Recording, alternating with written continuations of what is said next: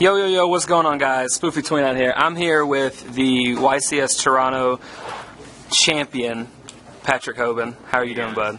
I'm doing well. So you won. Yeah. How does it feel? It's good. How was draft? That's what I really want to know. I actually really like this draft. They made it so that any type is all types now, and all the cards are really specific. It's like Wonder Wand, you could equip to any monster and tribute it and draw 2, and then... Well, that's kind of busted. Yeah, so it's actually really cool. Because of that rule, almost every card in the set is playable, which I think is like a big improvement over the last 2. And so I think draft was pretty good this time. Okay, and everybody wanted to know like what you were going to play.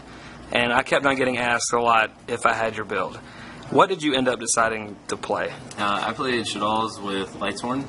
With Lightsworn? Yep. And what was your record after Swiss?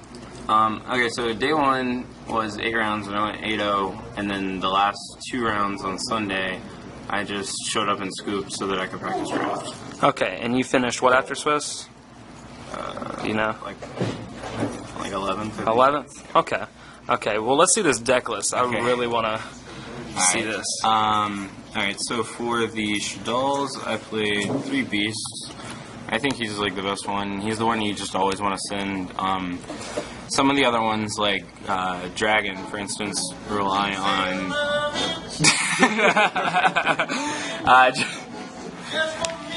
Dragon relies on like your opponent having back row. This card is just always good, like drawing cards. Then I played 2 Squamata. I guess that's pretty standard.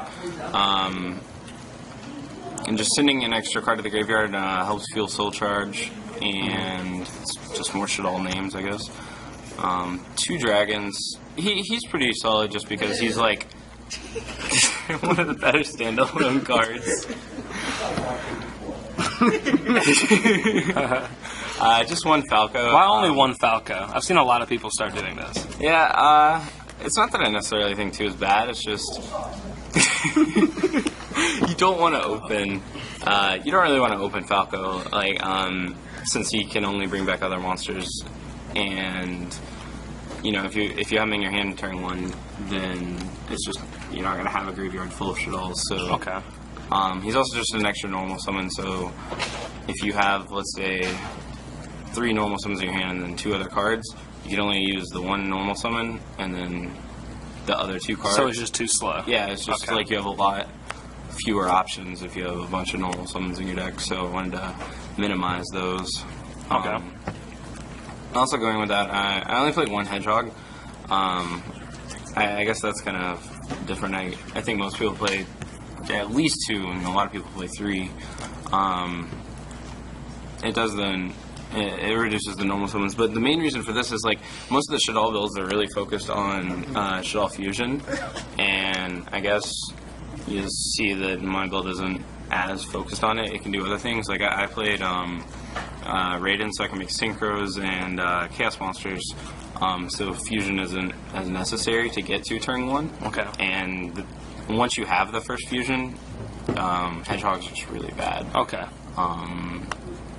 And the only reason I even played 1 was because of the mirror match, where you can send it to the grave or send Squamata to the grave to send this, and then add Beast to your hand, so you can tribute the Fusion to set a Beast. You don't leave an extra deck monster up on the field for them to be able to fuse back. And those were all the Shaddolls I played. Then for the Lightsworns, I played 3 Raiden and 2 Lila. Now, what made you want to go with the Lightsworn build over those other standard builds? So, I felt like Shaddolls had a lot of problems before, where people would play the white and black dragons, and they just were kind of out of place. Like, you would summon and exceed with them, and it wouldn't really accomplish anything. Like, you weren't even searching the other one, and you'd make a go-yo, or it was extremely underwhelming. And the deck was really, really slow, and it didn't have a good soul charge, and it was really weak to a bunch of floodgates. And I felt like a small Lightsworn engine fixed a lot of that. This Lila is obviously a good out to Shadow Imprisoning, and it's a better out to Shadow Imprisoning than MST is in a lot of ways, just because if I use MST to kill the Shadow Imprisoning, then it's gone. But now if I use Lila to kill it, I could potentially mill a Shaddoll in the end phase. Okay. And then it keeps the engine going. And then Raiden does the same thing. And I only wanted to play Lightsworns that had good effects during the main phase. I didn't want to have to give up my whole turn to try and mill something in the end phase. So Raiden worked a couple different ways where it let me make synchro plays with white and black dragon, and it let me try and get Shaddoll effects to the grave during the main phase 1. And it also gave me a really good soul charge because I could just summon this mill, even hitting a Lila. If you soul charge these two back and then mill and end with 5, most decks can't deal with both of these. You're getting 5 mills, so you'll probably hit a Shaddoll or 2 in there, and then it's just for each one you hit, it's just a +1, and you get really far ahead.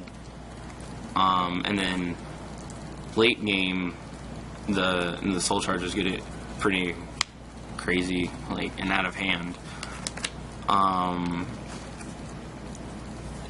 These also kind of gave you the ability to kill your opponent, because before, all the Shaddolls were really awkward levels, Beast is 5, these two are 4, Hedgehog does nothing, and Falco is, I don't know, not very good for a tuner.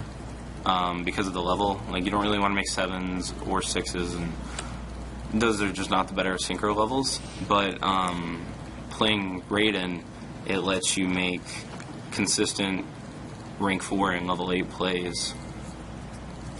And I guess, I originally was playing Lumina, but it's not live during the first turn usually. I was playing Recharge when I played Lumina, but Recharge was pretty much the worst card in the deck. It was dead a pretty high percentage of the time, and Lumina was always dead in the first turn, and then it was really weak to Vanity's Emptiness. So when I ended up cutting Lumina, I cut the recharges with it. So then I just dropped these and I play a charge as well. So I guess it's a 6-card engine. But I just think that the Lightsworns fix a lot of the problems. Okay. Okay, that sounds good. And how'd you like these? These cards are actually amazing. I was thinking about just playing 2 and 1, but the reason I didn't is because a lot of the time with the Lightsworn, you'll mill one of these, and then if you you won't be able to search another one after that. Okay. And just keep going. And these cards can apply just constant pressure to the opponent. They're especially good in the mirror match because you win the mirror not by not using your extra deck, but still being able to apply pressure by summoning dragon, attacking, or whatever. And these cards do that a lot better than the opponent can if they don't have it. Where if you summon these two, it's a lot of damage and it puts them on a pretty short clock, so that they have to go into their extra deck to get over it. And then that's where you start taking over in the mirror. So that's how you win the mirror. Yeah. Just apply a lot of pressure. Yeah, exactly. Okay. And then I played Black Cluster and 2 Chaos Sorcerers. How'd these work for you? They were actually really good. So one of the things I did is I built my deck trying to be really strong against Vanity's Emptiness, because it seems like all 3 of the top decks were playing 3 of them. And while these cards aren't good against a face-up Emptiness, obviously, most people don't just flip Emptiness immediately. So they'll wait for Shaddoll Fusion or Soul Charge. And in that case, since they're inherent, you just can summon them, and then you have the out to Vanity's already on the field. And they're also a threat in the mirror without using the extra deck. It's bigger than Winda, and it just deals with threats pretty well. They're not dead very much outside of maybe the first turn, but usually even then, they're only dead for the turn. Usually the other cards in your hand will make them live. Okay. It'll just take a turn or 2. And how many monsters is that? 21. 21? Yep. Alright. About these spells and these traps. Alright, for the spells, I played 3 Fusion, 3 Upstart, 3 Soul Charge, So Soul Charge is actually something I think is worth talking about. I think that Soul Charge is definitely just the best card in the game, and usually the regular build of Shaddolls can't really use this card very well. You'll see people play 0, maybe 1. I guess I've seen 2, but it's not. They're not wrong for only using less than 3, because whenever you play Soul Charge in the deck, it's extremely underwhelming. Like, you're getting mismatched levels, and they can't really deal with established fields without the battle phase for the most part. They have to make like Arcanite, and it's just easily stopped and kind of underwhelming. And they can't make defense, but because I think this is the best card, I think that the best deck would definitely play 3 of them and be able to do so well.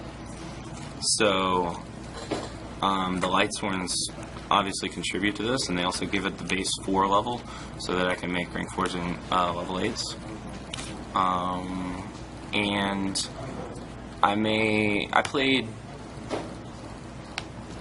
Evil Swarm Nightmare as a way to make defense off this, so that I could just revive like Squamata or Dragon and overlay them into this.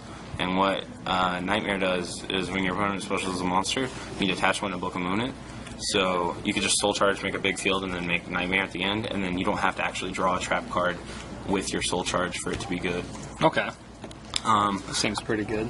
I probably would have played Giant Hand instead, because they're pretty much the same, except the Giant Hand has 2,000 attack, so that you can switch it to attack mode and attack for damage. How much attack does this have? I think like 850, 950. Oh, Lord. Yeah, so you can't really do much with him. When you're summoning him, he's usually in defense. So you can't put your opponent on any kind of real clock with him. So I think Giant Hand would be better, but I didn't have one. Okay. Doesn't Nightmare also keep, like, doesn't it Book of Moon all of them if they Soul Charge multiple monsters? So that's pretty good, too. That's actually very good. Yeah, that was the one place that Nightmare was better than Giant Hand was against opposing Soul Charges. But Giant Hand was also better because you can make it with Wyver Burster, the White Dragon, and you can't make that because it takes 2 darks. Then I played Allure of Darkness just for consistency. Like, the more cards you have in your hand, the more options you have. So I would rather be able to choose, like, see more cards and then have an option to remove something than just be stuck with whatever I draw. The Charge to get the Lightsworn, and then 3 Super Polymerization. Why'd you end up main decking 3 of these? Well, the format's pretty defined at this point. That Satellar Knights, Burning Abyss, and Shaddolls are the top 3 decks, and this card is pretty insane against all 3 of them. It clears Dante. Satellar Knights can't deal with this card. If you draw this card against Satellar Knights, You just win. Yeah, it honestly just is that simple, because like you can summon a Squamata, attack, they'll try and like flip Deep Prison or something, you chain this, summon a Construct, get Squamata's effect, get the Construct's effect, they lose their monster. If they had a trap card, it's now if they had the counter trap, it's now dead. Like, this card just puts you so ahead in that matchup. And then in the mirror, it's honestly how you win the mirror a lot of the time, because it puts so much pressure on your opponent. But it's really tricky in the mirror because you can't just set it, because they'll pop it with Dragon a lot of the time. And so you end up having to hold it in your hand until you've cleared all their back row, and then set it on the turn that you want to, like, put yourself in the winning position to win the game the following turn. Okay. But it's definitely very crucial in the mirror. And then... How many spells is that? 14. 14. Yeah. Then I played 3 Vanity's Emptiness. Card of the format, in my opinion. Yeah, I think Vanity's is pretty good. I was going to only play 2, honestly, because when I think about it, it doesn't seem like what a 3 of should be. It's, you can't draw it when your opponent already has a field and be good, and it requires you to have a field for it to be good, because you don't really just want to chain it to your opponent's Shaddoll Fusion when you don't have any monsters on the field. Like, that's not very good. You're going to have to end up turning it off yourself if your opponent doesn't. So, you know, it just doesn't... Oh, and you never really want to draw 2 either. So, like, it just doesn't seem like a card that should be played at 3. But it's just actually really, really good. And to the point where you can have those reasons for why you shouldn't play it at 3, and it's still just good enough that I guess it should be played at 3. Additionally, the Raiden being able to make level 8 synchros in this deck, it lets you make Stardust Spark Dragon pretty consistently, so you can back this up with Spark Dragon a fair amount of the time. And then I played 2 Sinister Shadow games. Now, why didn't you max out on this either? So I guess it seems like an obvious 3 of, but there's a point where I was even playing 0 because you run through your Shaddolls really quickly, and a lot of times you'll have 0 left in deck, and you'll draw this like late game, and it'll just be completely dead.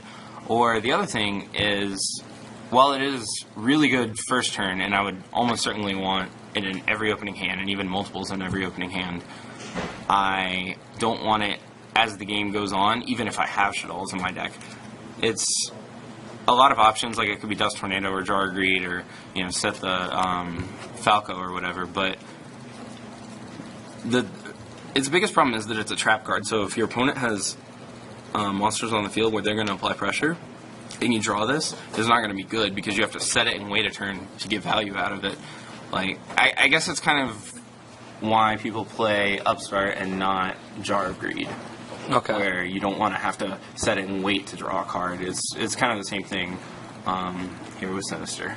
So I just ended up playing 2, but it is still really good, and you do really want it in pretty much every opening hand. Alright, and that was the main deck? Yep, that was the main deck. Alright, what about this extra inside deck? Alright, for the extra deck, I played 3 Construct. Construct, I think, is actually better than Winda in this deck, because this isn't really, you're not really trying to control the games through making your opponent not be able to special summon. You're trying to like do the next thing. It's almost like a combo deck instead of a grind deck, where when you summon this, you can set Falco to keep going after that or whatever. When you summon Window, you're just kind of trying to sit there, and if you're playing it more like a combo deck, you're not trying to control the games through making your opponent not be able to special. You're trying to just do what's next. And then it also came up with Super Poly a lot that maining 3 caused me to need the 3rd one a fair amount of the time. And I only played 2 Winda as a result. And I think I only missed the 3rd Winda 1 time during the tournament. So I guess it wasn't that big of a deal. Obviously I'd play it if I had an unlimited extra deck, but I think 3 and 2 is, for Construct to Winda, is better than 2 and 3. Then for Synchros, level 8s I played Scrap Dragon and Spark Dragon. Level 7s I played Arcanite and Black Rose, that I took out to play this tonight at locals, but there was a Black Rose in here. I summoned it like 3 times, and it was never the right play, but whatever. I played Goyo, Volcasaurus. That card is very good, actually. This card is good. The coolest thing about this is it lets you deal with your opponent's field. When you've played your Soul Charge, you can't attack, but you can still kill their monsters. I think that's the best part. And it's also just game ending. The ability to steal a game is just insane. Yep, definitely. I played 2 Castell. How'd you like this? Originally, I was playing 1 and a 101 instead, but it turned out that Castell was almost better in every single scenario, where against Burning Abyss, you would need to spend Dante, and Dante would be in defense mode, so you would summon Castell, spend 1, and then later in the game you'd end up needing a second Castell, and then if it's in defense, a 101 can't do anything to it, so Castell just seemed better. And also, Castell has the added benefit of working well with Beast in this deck, so what a lot of the time would happen is you would Soul Charge something like these back, and then you would overlay and make Castell, and Castell's other effects, you can detach 1 to Book of Luna monsters, so you could flip Beast down. And that was actually a really good play. That was actually one of the more common first turn Soul Charge plays with raid-in. Like, if you hit a Skulmata, you can do that play if you have Soul Charge in your hand. Okay. Then I played an Abyss Dweller. This card didn't really come up much outside of the Burning Abyss matchup, but it seemed pretty necessary there. And then Nightmare was the last card. What about this side deck? Did you regret not playing Key Beetle? That's another card I've seen a lot of people play. Not really. When I first started playing Shaddoll, I was playing Key Beetle, but it never really came up. And then there were times where I had it in the mirror match where I had even Key Beetle Emptiness or Key Beetle Double Emptiness, and you would still just lose a lot of those games because they would do something like set Dragon, bounce Key Beetle, and then I don't know, you're not in a very good position. So like if it's not letting me win games like that, then it just doesn't seem very necessary. Okay. What about the side deck? For the side deck, I played 3 Flying Sea. For Burning Abyss, yeah, they contribute it for a Monarch, but most of them only play a couple Monarchs, and if they don't have it, then they actually just can't play the game. So, and it's also just a Regeki, almost, on your opponent's turn, so it's pretty good against Burning Abyss. They can't really win if they can't use their extra deck. I guess Billy and Jeff played a more Monarch-based build, but coming into this event, that wasn't really the standard, and it wasn't what I was expecting to play against. Then I started 2 Raikou. Raikou was mostly for Satella Knights because it's a good out for Shadow Imprisoning, where a lot of times they'll have a Shadow Imprisoning up and you'll just set a monster and they'll attack it thinking that you're just trying to stay alive by setting, Shaddolls or whatever, and then it's a Raikou and you get to pop Shadow Imprisoning. And just like I talked about with Delilah, it's kind of better than MST in that you can hit a Shaddoll and then just gain even more advantage. I played 3 Mystical Space Typhoons.